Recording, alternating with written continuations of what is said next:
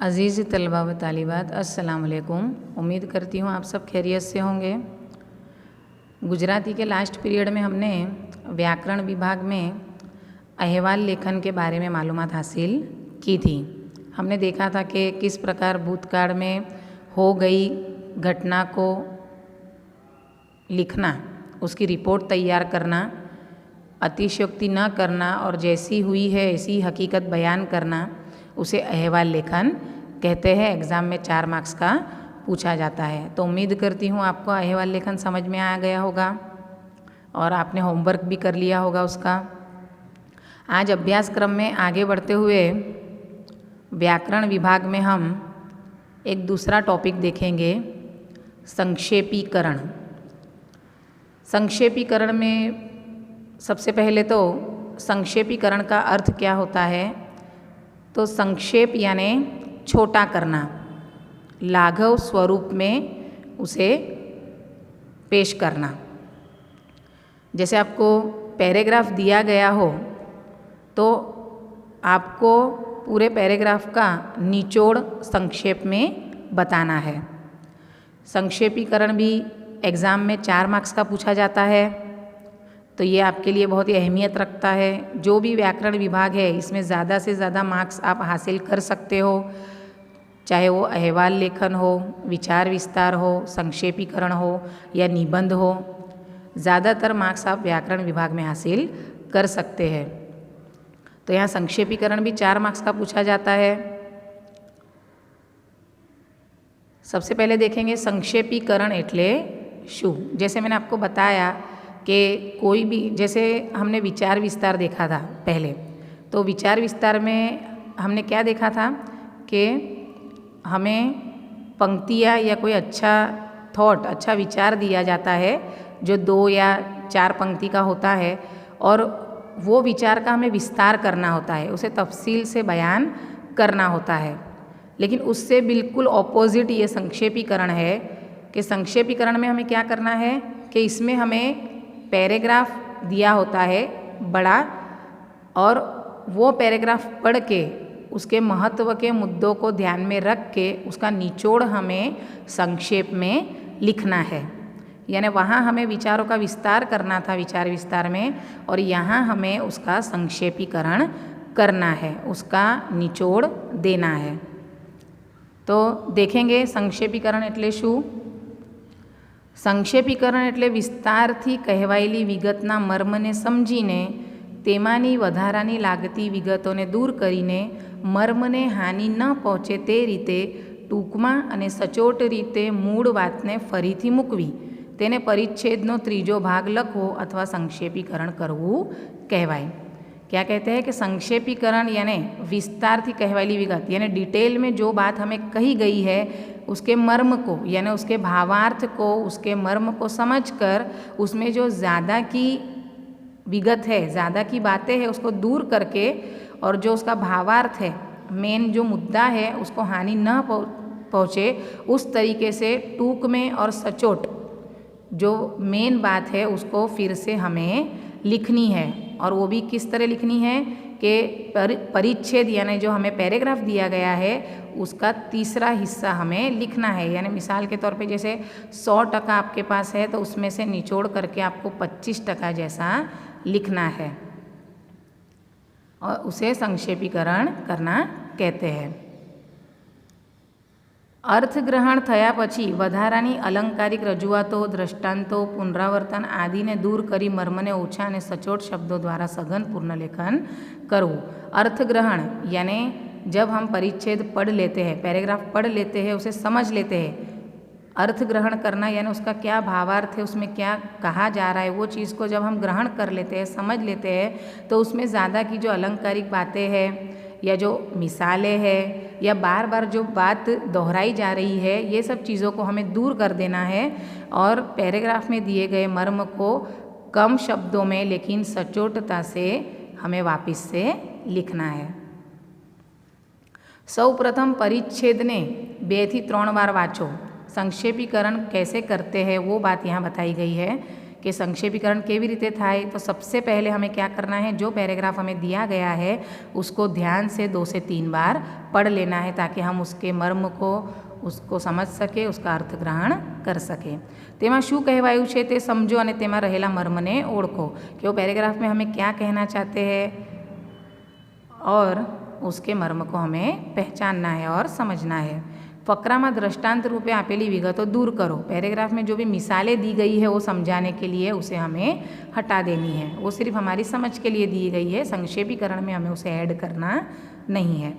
पुनरावर्तन पामती विगतों ने तारवीने दूर करो, यानी जो पुनरावर्तन जिनका हो रहा है, जो बातें रिपीट हो रही है, जो दोहराई जा रही है, वो बातों को भी हमें तारवीने यानी पहचान के अलग कर लेनी है।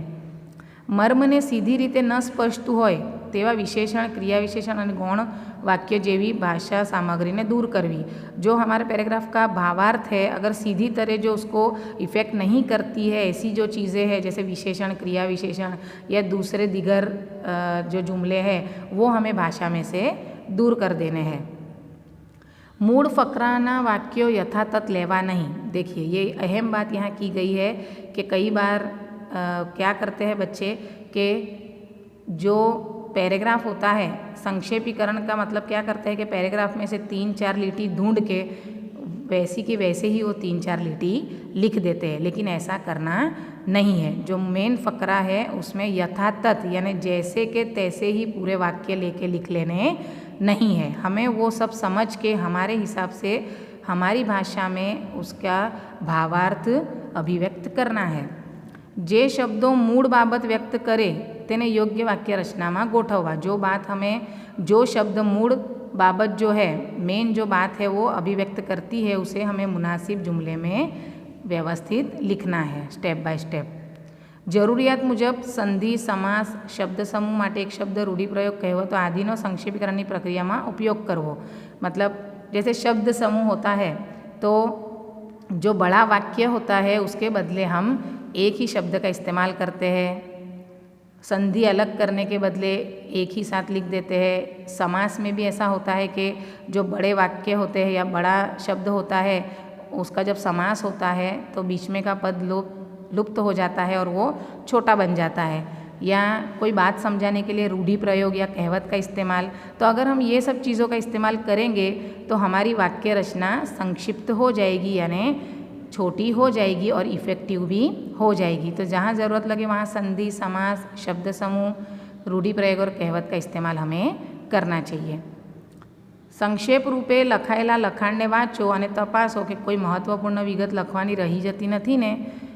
हमने जो संक्षेपीकरण कर लिया है, लिख लिया है, उसे एक बार रीड कर लेना है केयरफुली, फिर देख लेना है कि कोई अहमियत वाली बातें लिखने की रह तो नहीं गई है। अब संक्षेपीकरण करती वक्त ध्यान में रखवानी बाबत हो तो मूળ लखाणનું अर्थग्रहण करवू। तो हमें जो मेन उसकी लिखावट है उसका अर्थग्रहण करना है यानी उसे समझ लेना है पहले। महत्वनी विगतों समझवी और सार रूप विगतों समझावी, यानी अहमियत वाली जो बातें हैं वो हमें समझ लेनी है और जिनका मतलब कि सार यानी जो बोध उसका निकलता है कि उसके ज़रिए हमें क्या कहना चाहते हैं, तो वो सार रूप जो विगतें हैं वो हमें समझानी है। सरल और स्पष्ट वाक्य रचना लखवी, आसान भाषा में लिखना है। योग्य विराम चिन्हों उपयोग करवो। अर्थ ने केंद्र स्थाने राखी मर्मने लखती वखते भाषानो करकसर भर्यो उपयोग करो।